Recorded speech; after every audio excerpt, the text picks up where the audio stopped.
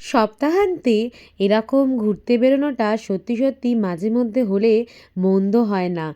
আর যখন এতটা ব্যস্ততা সবাই মিলে বছরের মাঝখানে হুট করে বেরিয়ে পড়ার আনন্দটাই একদম আলাদা।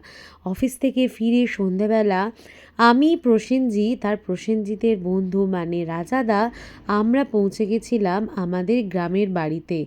মাঝখানে একটা হল দিয়ে গ্রামের রাস্তায় আমরা ঢুকে পড়েছি। বেশ অন্ধকার আর রহস্যময় বলা যেতে পারে। আর কিছুক্ষণের অপেক্ষা, তারপরেই পৌঁছে যাব আমরা আমাদের বাড়িতে। আর এই রাস্তাটা রাতের বেলা অসাধারণ দেখতে লাগছিল।